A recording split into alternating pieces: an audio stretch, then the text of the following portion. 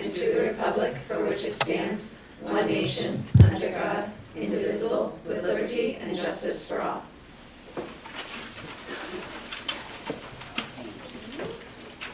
Welcome everyone, nice to see you all.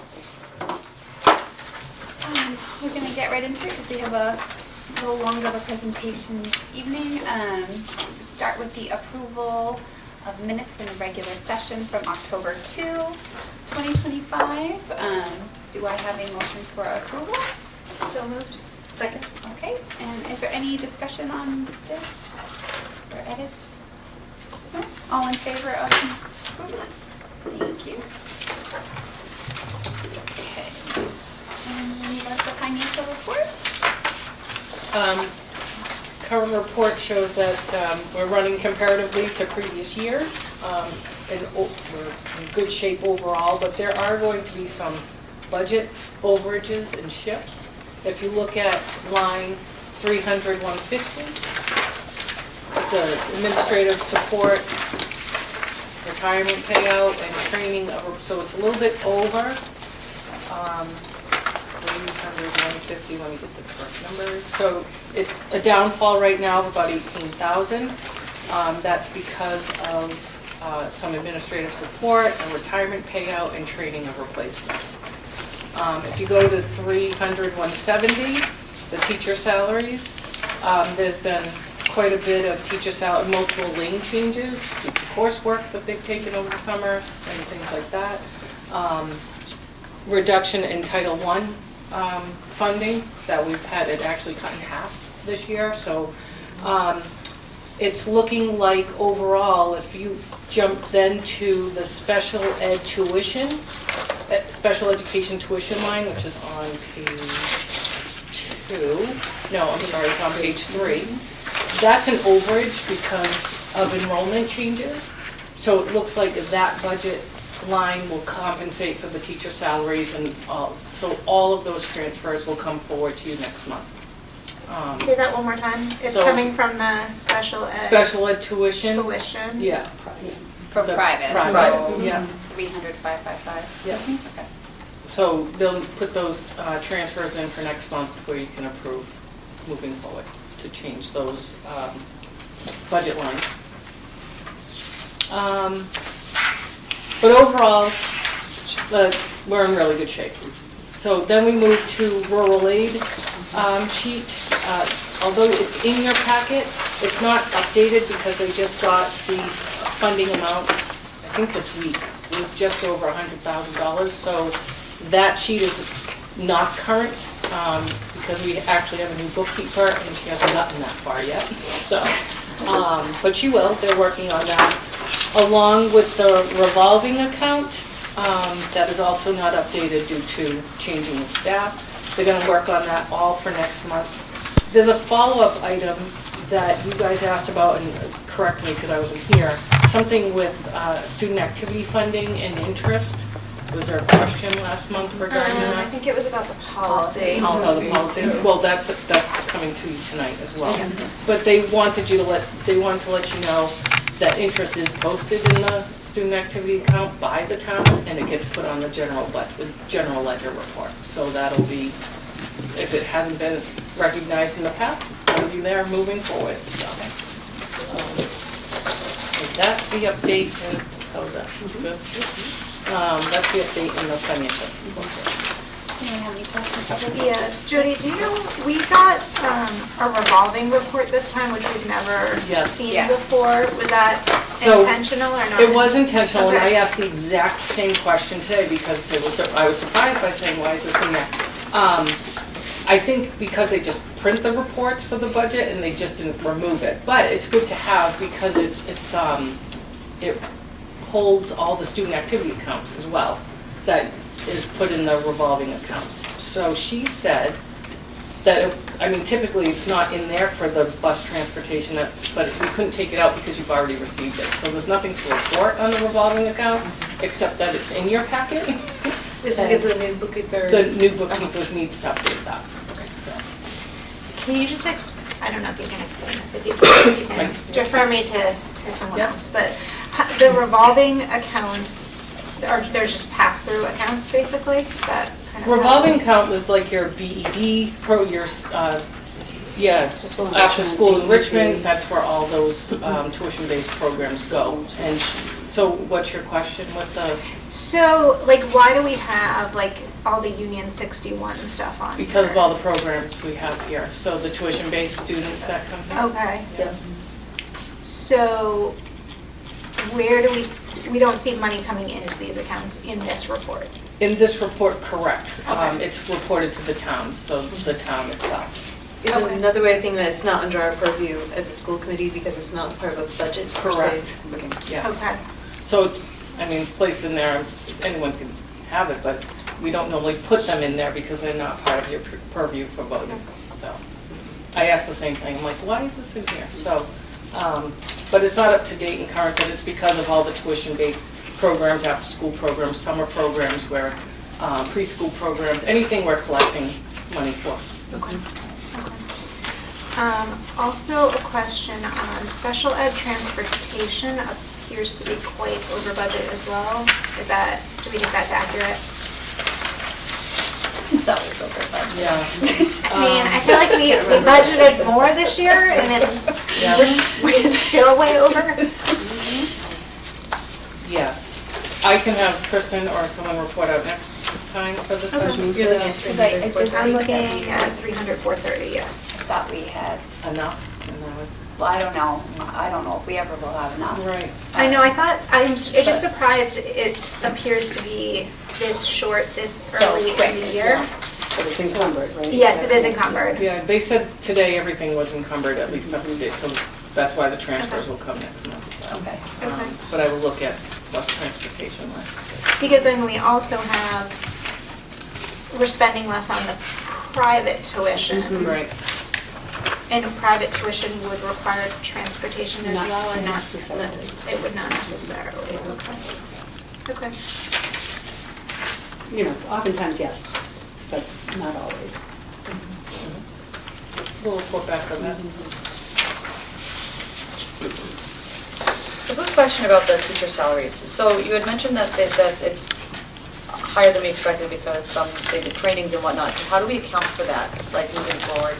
The teacher salaries, the No, teacher that's hours is a deficit because of lane changes and coursework and, Oh, that's so a it's not, deficit. so, okay, And a decrease, no. yeah. understood.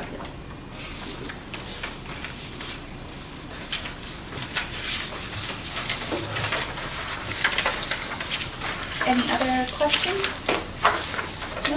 Good to move on? Okay. Communications, There's a couple things, just hot off the press, actually, November 3rd, we got a request to enter into negotiations for Unit A. There's a subcommittee already formulated, and, oh, sorry. And Deb will contact or have some conversation with you next month to have dates put in for when you want to meet. If you want to meet December, January, March, whatever. Just to know that formally it's been requested that we go into unit negotiations. thank you. There's something else. Joint meeting is November 18th at 6 PM. To discuss FY calendar, FY '27 calendar, and central office budget. There's also an opportunity, I guess, with the town administrator to talk to you about the turf. He may be here next month. Yep, I think she is going to, yes. And I also actually believe that we may be inviting her to stay and talk in executive session, but further on that later. During the joint meeting or in a future? December, December. because she'll be here for our December meeting. Okay. Okay, and then, anything else? That's it. Okay, moving on to Mrs. Pelly, the principal's report. So enrollment continues to be stable. Recognitions, Mrs. Quinn's class participated in the tribute to our Revolutionary War soldiers at the old burial ground today. It was wonderful. And I want to thank the Burgess PTO and the Girl Scouts for hosting Monster Mash and Trunk or Treat last Thursday. It was incredibly well attended. It was crazy. It was crazy good. It was good. It was good. So thank you to Paige and everybody who worked on that. Curriculum instruction and assessment, as you know, Jody will be presenting the 2025 MCAS reports. Parent-teacher conferences will be held Tuesday the 18th and Thursday the 20th, and report cards will be issued on December 12th. Professional development, we had another full day professional development opportunity last Friday where there was a keynote speaker, very energetic and positive, and teachers were allowed to participate in various workshops. Amanda has listed the building usage, so you can see that there. We continue to have lots of activity here at Burgess day and night.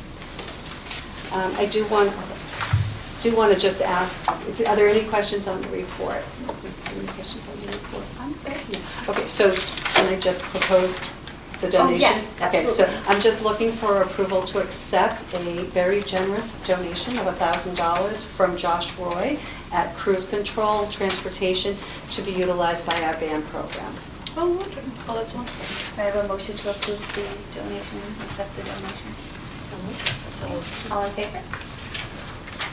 Thank you, Mr. Roy. Yeah, That's thank you. fantastic.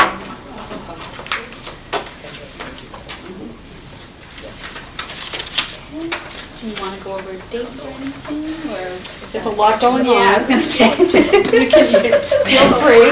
And I mean, always, the teachers, the team leaders and others do a great job in providing us with information about what's going on in the classroom. So it gives you a really clear sense of what's happening, and there's always a lot happening within the classrooms and our other departments. But yes, lots going on, and we will be leading into December, which is probably about 2 pages long of dates. So.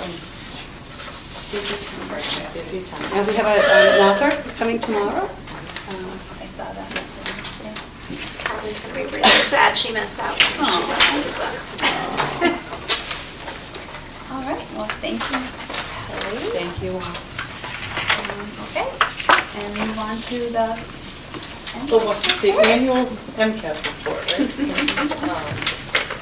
So before you has a lot of information, so we'll start small. On the first page, you can see the accountability percentile. To explain that data number of 67% means that Burgess is ranking 67 out of 100%, that's what it is, for non-high school group. It's a category of anyone who tests, any school that tests any configuration of grades 3 through 8. So honestly, the junior high is in that group, which it's considered the non-high school rating. That means that Burgess is substantially making progress towards their targets. And now we'll drill down as to what those targets look like. Accountability is kind of twofold. You have your all-student category, and then you have your lowest performing students, which is typically the bottom 20% in a group. That they're equally weighted to 50% each. So your lowest performing student group and your all student group are equally weighted. And it's really hard to say because in order to improve your accountability, you really need to move your lowest performing group up because they're tagged in 2 groups. They're in that targeted group, but they're also in your all students group. So we get a lot of bang for, a lot of output, I should say, with the lowest performing students doing well. So if you look at that column, we want our lowest performing group, we want all groups to be 3 or 4, either meeting the target or exceeding the target.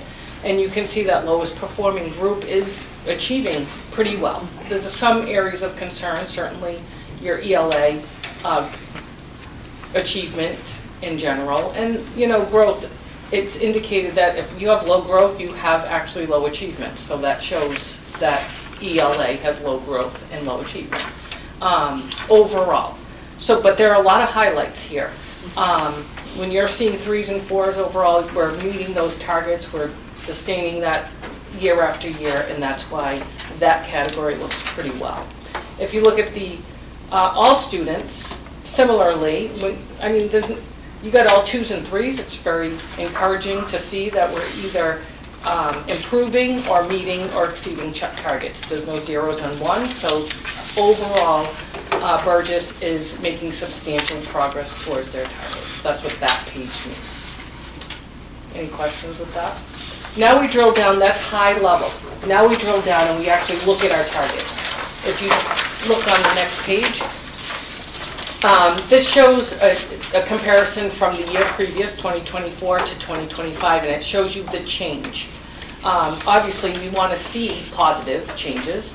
And if we see negative changes, we want them certainly less than 1. There are certainly some areas where they're more than -1. For instance, the English language learners, for the ELA category, that's -3.6. So that's an area of concern. But if you look at the others, you're well around the 0 mark, the 1 point range of increase. The white category increased almost 1 point. So it's aggregate data for those subgroups. Nothing truly alarming. When we're getting close to like 4 and 5 points, we need to worry, but 0 and 1 point, it can go either way depending on student performance for sure. What I would say is most important about this page is the far right hand corner where it talks about recovery path and path forward. The DESE is putting a lot of emphasis on how are we performing pre-COVID, and the path forward indicates that we're actually we're exceeding 2019, where the recovery path says that we're actually not even at 219. So if you look at ELA, the high needs category is above what they were in 2019. English language subgroup is above what they were in, although it declined, they're still higher than 2019. And then the multi-race Hispanic Latino is above what they were in 2019. So that's what we're looking at on this particular page. If you go to math, again, we got some strong data points here. There are very little negatives, right? So that's good, and our initiatives were in our math curriculum for the last few years, so it's nice to see that data. But if you look at the recovery path, because the scores are closer to 500 overall, it's really hard to get over the 2019 category, that data point. So the only subgroup that is actually above 2019 is the multi-race Hispanic Latino race category, where they're higher than they were in 2019. Science, a lot of great data too. Science, all students achieving very well, 5 points higher than the last target, which is excellent. And if you look at their path forward or recovery path, in comparison to 2019, they're hitting far more categories than even math and ELA. Any questions with that page? Just a quick comment. Sure. I think what you just said about the room for growth being there's less to work with, I think that's something we should keep in mind when looking at this. Also, this is 2 different cohorts of kids. Mm-hmm. The demographics have changed a little bit since 2019, and these are COVID babies that were in COVID and all that means, and they've come up. And so I commend Burgess for all the progress, and it should be, we have path forward several different areas, and so that's excellent. It is also worth noting, I think, that in my view, just as myself, I think this is on par with the rest of the Commonwealth, and the initiative that the governor launched like a month or so ago about early literacy reflects that this is right on par or a little bit ahead of the rest of the Commonwealth. And we're a larger school too, as we discussed before with Holland and others. Statistics are tricky things. Yes. You can shift things. We call it massaging. Oh yes. But to your point, we want all students to get 500 or higher. Yeah. Once we get to that 500 mark, which you can see, we're right on the cusp. Yeah. I mean, in some areas we're a little below, little above. It's harder to, again, move the needle. There's less room to move. Less room to move. But back to the lowest performing group, as long as you're focusing on that lowest performing group, because there's always going to be a lowest performing group. Yeah. What, doesn't matter if they're high performing, lowest, you know, Yeah, or yeah. low. They're all, and as long as you continue to shift the needle from lowest performing, you're going to see some increases. And that's what it's designed to do. That's how the accountability is, what it's designed to do. It's like the strategy behind getting good target numbers. So, yeah. So, but now, if we turn the page, because we love this kind of data, that's high level data that we've just been talking about, but when we look at the grade level data that you see on the next couple pages, this is where we figure out certainly which grade levels we need to target and which we do not. And to your point, Mary, about the COVID babies, we're actually finally seeing the shift in grade 3, that these students in grade 3 have had continuous educational experiences, and you're going to see that in the data before you for grade 3.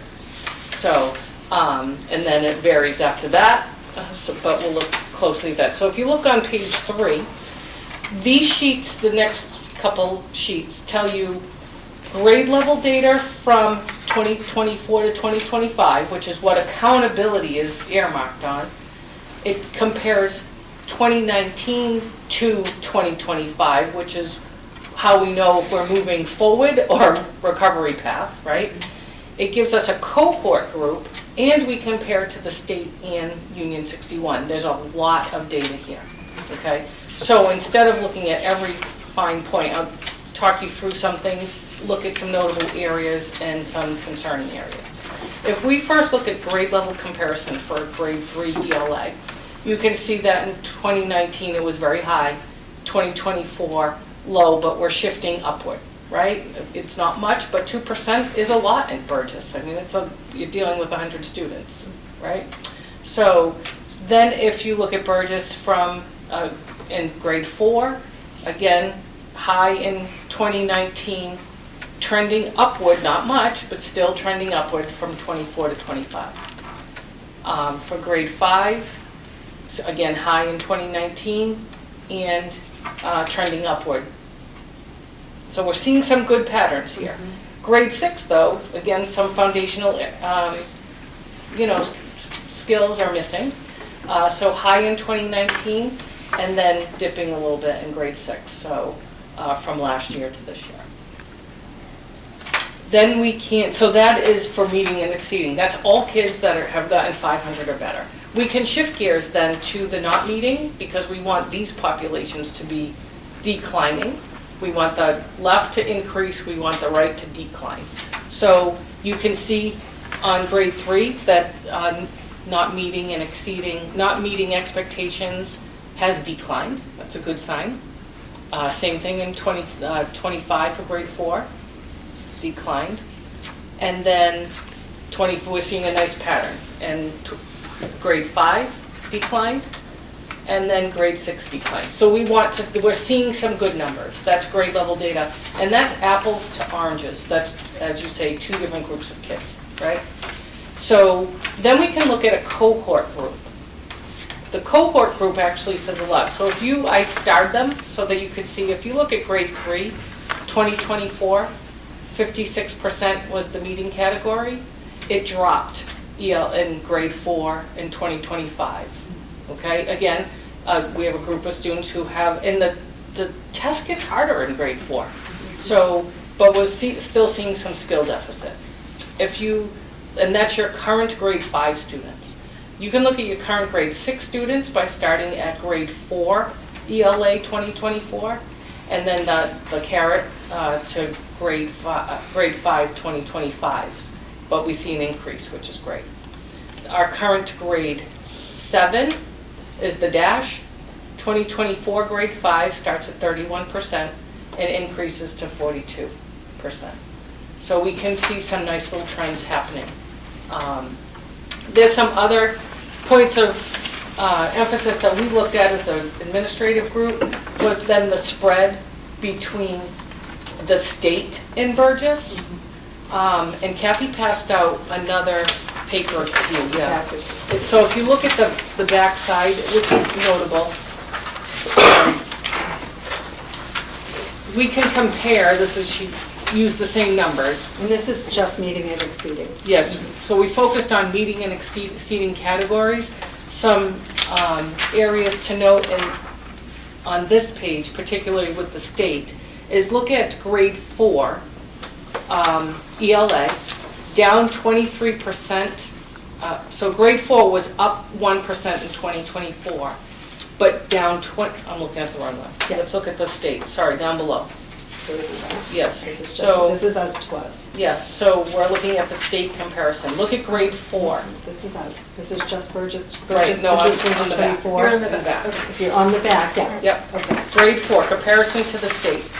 Grade 4 was down in 23%, but the state was only down 12%. So that's an area of concern. So our recovery Recovery is is gonna looking be a little greater. bit different. So the 25, our scores comparing 25 to 2019 are down 23%. I do want to make a point. Our scores were higher in 2019.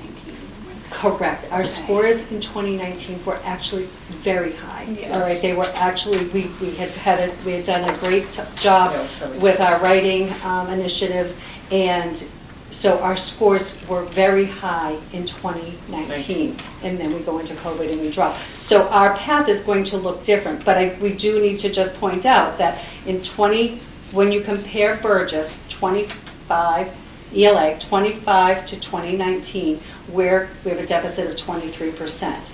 The state is down 12%. So their recovery is a little bit stronger, as the state's is a little bit stronger than what Than Burgess has Burgess's. experienced. Yeah. We'll point out grade 3 ELA, and I just want to, restate what Jody said. That grade is the first grade that was not impacted. They did not have any interrupted education. So it really does show, because even, just understanding that. So they are actually up over 2019. So good news is when you go back to the front, we're doing great. If you look at the bottom, the summary that I have on the bottom, that is comparing Burgess to Burgess 25 to 20, our current 25 to 24, that first column where you have it, grade 3 is up 2%, grade 4 is up 1%, grade 5 is up, grade 6 is down a bit, but we're up of the 9 assessments, we're up in 7 of the 9 from last year's scores. So we do want to make sure that we're highlighting that.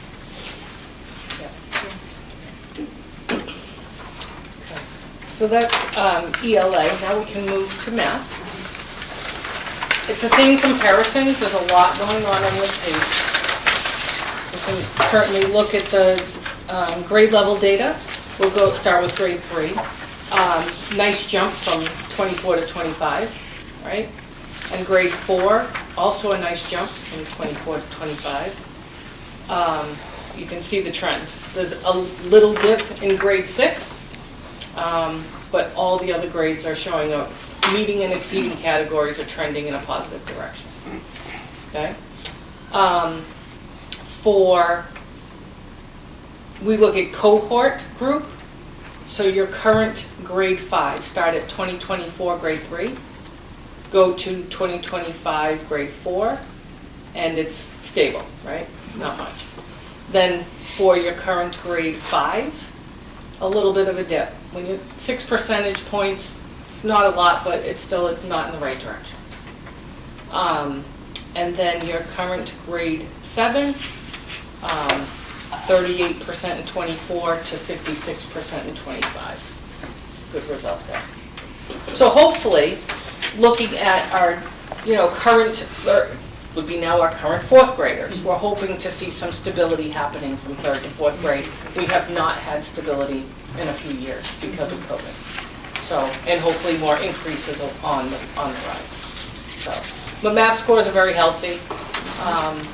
And science scores are even healthier. Can I ask a question about math? Are you worried at all about grade 6 math, the lowest performers? That number looked like it jumped from 2024 to 25, from 4 to 13?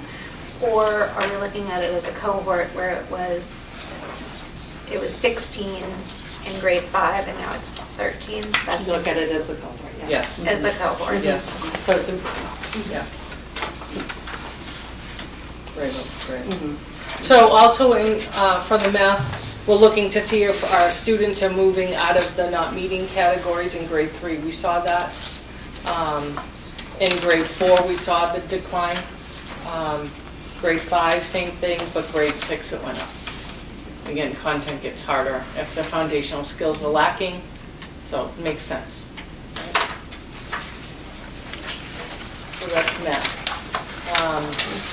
So that's achievement for math and ELA. Science achievement, we don't have as many data points because they only take it for 1 year, but very healthy scores, increasing certainly the meeting and needing categories while decreasing the not meeting. Year-to-year data, even over a 3-year trend, shows that we're getting closer to 2019, which is great. And that's achievement overall for all 3. Then we move to growth, which, again, the premise is to say that when student growth increases, achievement will as well. We got some nice healthy scores here between 40 and 60 points. That's like the target, and it's not percentage, it's actually points. There was a low area for grade 4 ELA. That growth is low, but we knew the achievement was low, so it makes sense. There's a graph on the next page using the same colors so that you can see the trend. ELA is looking a little stagnant for all the grades in comparison to the state. But math, you can see the trend going to the top right-hand corner, which is where we want to go for achievement and growth.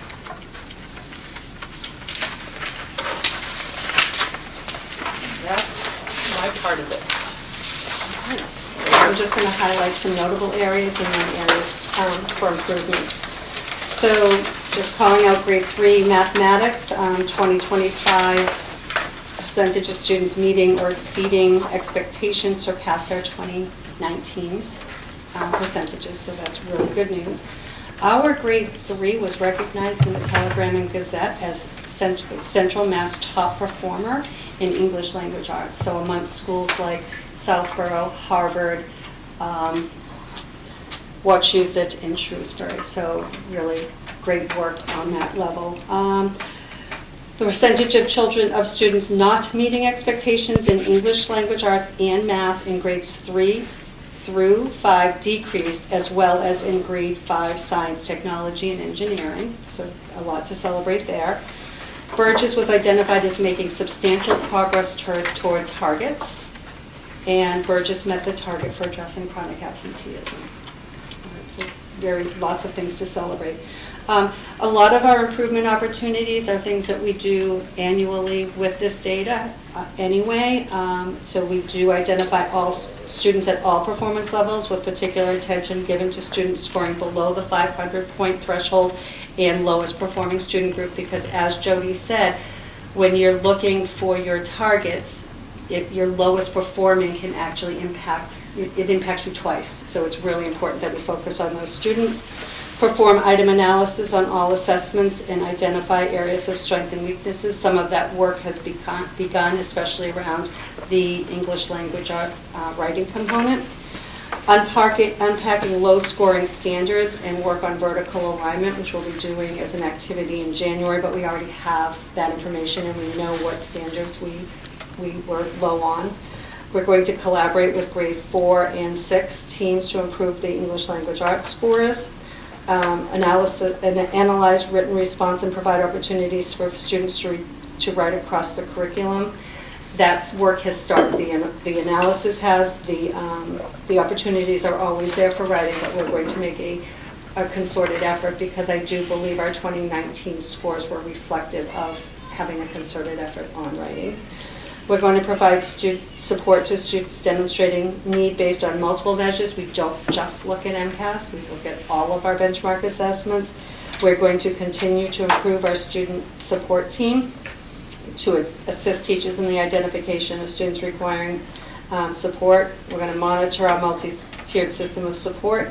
We're going to continue to provide students with multiple opportunities to develop technological skills.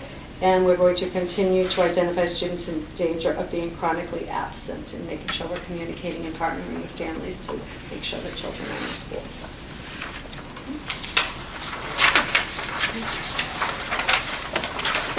I have a question about, I know you mentioned the written portion of it. Is there any ways to tease out that score from the ELA? Well, And- not to actually take it out entirely, I mean, but we get the standards here, and then I have, I don't know if I have them with me. I can do it by classroom, and then I highlight those items and see how we scored on them, and then we'll work with our teams to identify it. But we can't factor it out, because Right. as I'm sure you're aware, Whitney, there's a lot of questions about the scoring of it. Yeah.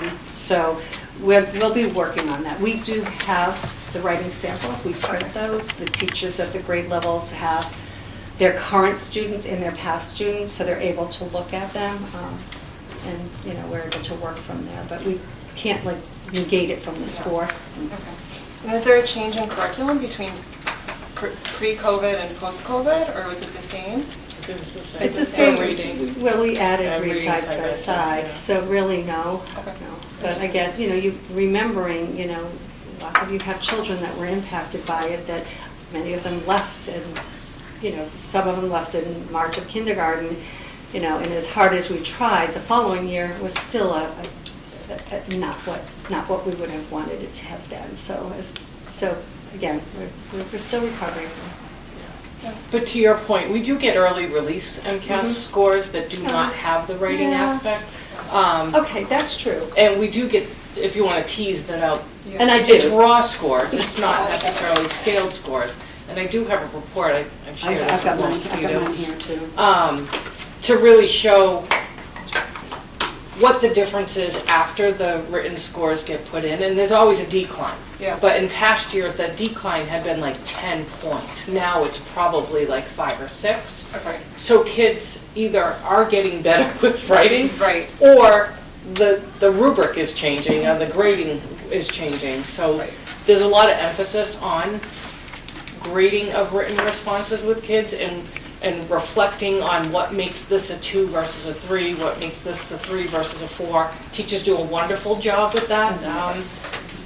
But again, until it becomes, you know, internalized with the students to really, that this, oh, I gotta put this period in a 3rd grader. And then they're typing as well, to put put the period and then the capital. And for 3rd graders, let's just be honest, there's not a lot of exposure to the typing skills. So there's a lot of variables going on. I'm curious. Yeah. Well, so I can actually shed more light on it, and it is something we probably should look at in a different way. When I look at the raw scores, early release raw scores that we received over the summer without the written response, and I compare, this is grade 4, I compare grade 4's raw score without the written response to their score, the 2025, it's a 7.5 point differential. But prior to that, we were talking double digits, no Yes, doubt. yeah. So we are making improvements, I That's suppose, maybe. But we do at least look at the early release to try to calibrate whether or not the written responses are, how badly they're hurting us, or how good they're helping, you know, they're improving, right? So we are seeing improvement, which is good. Thank you. And I will say, we are doing a grade 1 writing program, where Haggerty writing program for the first time this year. Okay. We're hoping to broaden that in the future to be, but we haven't decided whether or not we're gonna follow the grade 1 to grade 2, or are we gonna start kindergarten. We need to have those discussions as the year goes on and we get some feedback.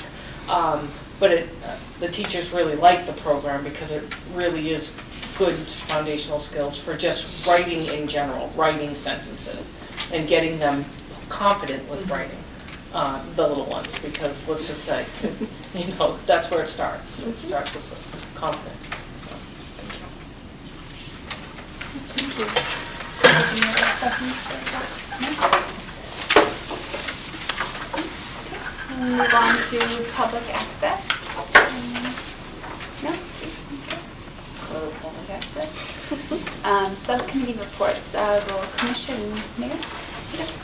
So there have been lots of prep for Chapter 70 listening sessions and discussions at the State House, There was a listening session today in Greenfield. Apologies for not letting anyone know in case you wanted to go to Greenfield. There's going to be one on Tuesday, November 18th. I think we've discussed this before. It is during our joint meeting. Yes. It's going to be running from 4 to 7 p.m. So it's virtual. So if that's something you'd like to do, I'm happy to pass along talking points or suggestions about how to phrase written comments. And there will be one in person, Wednesday, November 19th, 4:30 to 6:30 p.m. in Lakeville. So they're clearly trying to go across the state and virtually.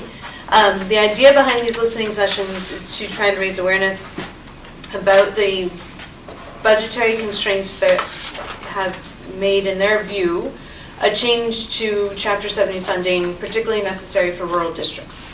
Now this started before some of the federal cuts came in, and now the idea is that this is even more needed because Title I has been cut or the other things have been cut.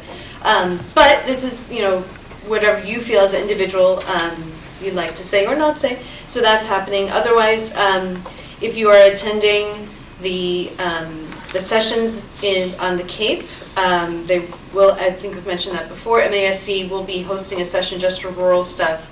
I believe it's on the 14th. I will not be able to attend, but I'm happy to connect anyone who'd like to go with the folks who will be leading those discussions. That's what I have.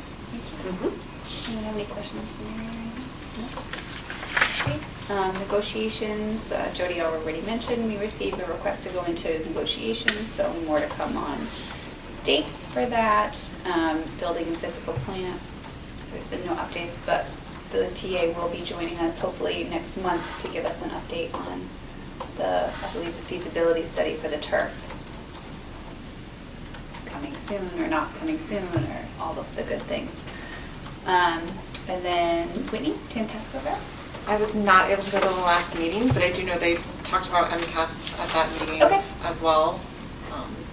So I can get some updates for you guys next time. Okay. And any unfinished business? Does anyone have any? Moving on, go to new business. We have policy JJF, the student activities accounts. Yeah, And this then is written GCF. correctly with the maximum balance amount of 15,000. So now you have the right one in front of you instead. You have actually Burgess in front of you. Maybe that's for, did you only have this one paper? Yes, because the other one was in your packet. Yeah. Right, so, sorry, for the student activity account one, it says 15,000, but then it's written as 10,000. In the words, just say it, yep. So are we leaving it at 15? 15?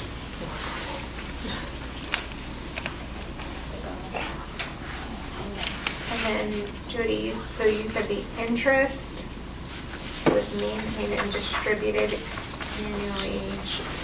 Okay, so number 2 is correct, right? Yes. Based on what you said. Yes, and maintain Yes. student activity, yep. Should this say among?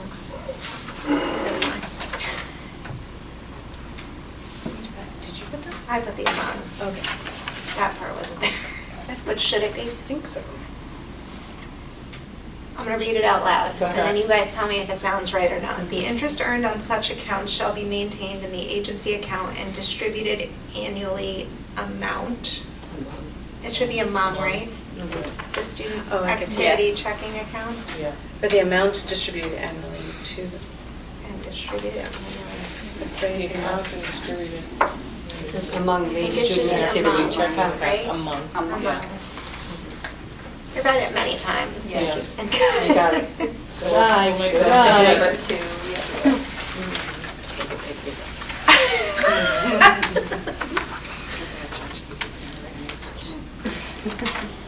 Those were the only 2 things I had. Okay. So we haven't made a motion or anything. Oh, sorry. Okay, that's okay. But for GCF, we're just reviewing that, so.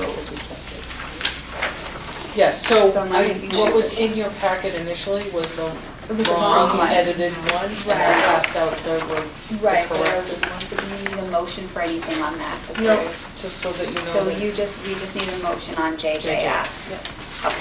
because this was the original. Correct. And then Okay. edited Right, and then incorrectly we're- twice. Correct. So Yes. you're just Right, going back that's to the okay. original. I'm just trying to refresh my memory Yeah. here. Okay, so do I have a motion to approve policy JJF as amended,